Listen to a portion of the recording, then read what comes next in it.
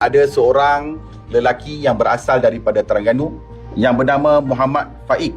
Beliau kita syak sebagai salah seorang mangsa yang telah ditipu oleh sindiket skamer sehingga membawa dia berada di Jepun.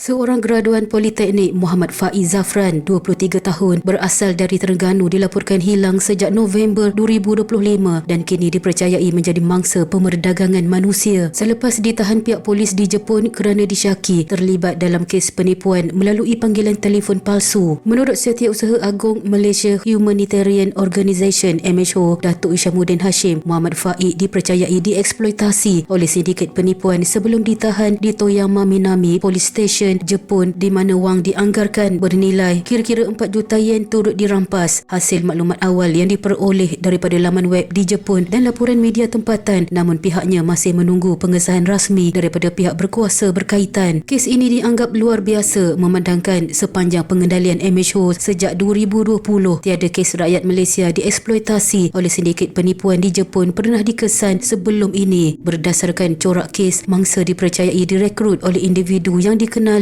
untuk bekerja di luar negara sebelum dibawa ke Jepun. Menurut kenyataan MHO, kehilangan komunikasi sepenuhnya dengan keluarga merupakan ciri utama mangsa yang berada dalam kawalan sindiket. Kronologi kehidupan Muhammad Faik menunjukkan bahawa dia merupakan bekas pelajar sekolah berasrama penuh SBP dan baru menamatkan pengajian diploma di sebuah politeknik di Perlis pada September 2025. Selepas itu, dia memaklumkan hasratnya kepada keluarga untuk mencari pekerjaan di Kuala Lumpur pada November 2025.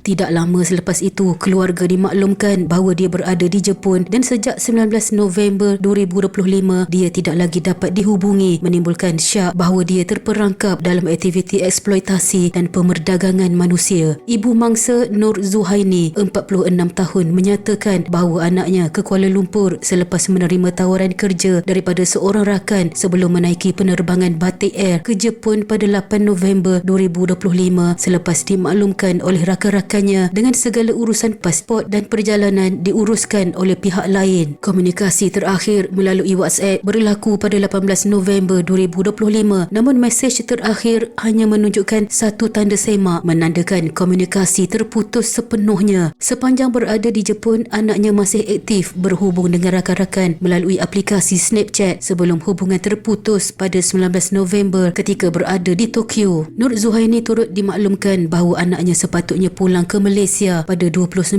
November namun tidak pulang seperti dijanjikan, katanya pada sidang media di Pejabat MHO Kuala Lumpur pada 23 Januari 2026. Nur Zuhaini kemudian membuat laporan polis mengenai kehilangan anaknya pada 30 November dan perkara itu turut dimaklumkan kepada Wisma Putra pada 8 Disember. Namun sehingga kemas kini terakhir pada 8 Januari, pihak Wisma Putra memaklumkan bahawa masih tiada sebarang berita mengenai anaknya. Sebagai seorang ibu, dia mengakui kehidupannya menjadi tidak terurus dan setiap hari memikirkan keadaan anaknya di sana. Justeru, dia merayu kepada pihak berkuasa Malaysia dan Jepun, kedutaan Jepun serta sesiapa sahaja yang mempunyai maklumat agar dapat membantu menjejaki anaknya. Keluarga hanya menerima maklumat tentang penahanan Muhammad Faik melalui individu yang menawarkan pekerjaan tersebut selepas individu itu lama menghilang. Sejak kali terakhir dia membalas mesejnya pada 22 November dan hanya muncul semula pada 23 Januari untuk memaklumkan bahawa anaknya telah ditahan serta dirujuk ke Balai Polis Toyama Minami, Jepun. Nur Zuhaini berkata, sebelum ini Muhammad Faik Zafran tidak memiliki pasport dan semua urusan perjalanan ke Jepun telah diuruskan oleh pihak yang menawarkan pekerjaan tersebut. Alasan yang diberikan hanyalah untuk membuat lawatan tapak dan menghantar laporan. Itu sahaja yang dimaklumkan kepadanya. Nur Zuhaini menekankan bahawa matlamat utama mereka ialah untuk mendapatkan keadilan, kejelasan dan memastikan keselamatan anaknya serta kepulangan dia dengan selamat sekiranya masih hidup.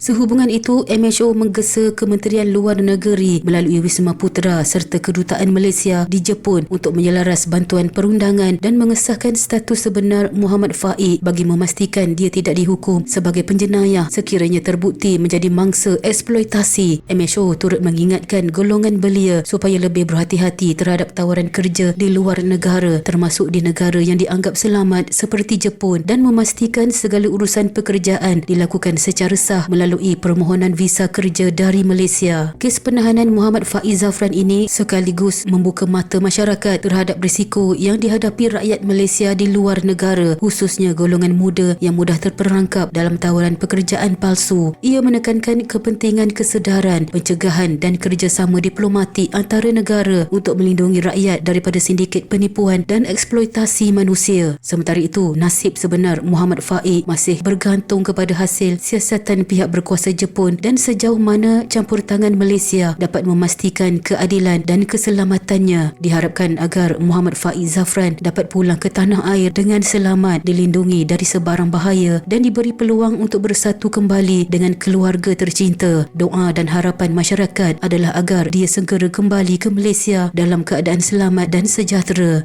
Sekian.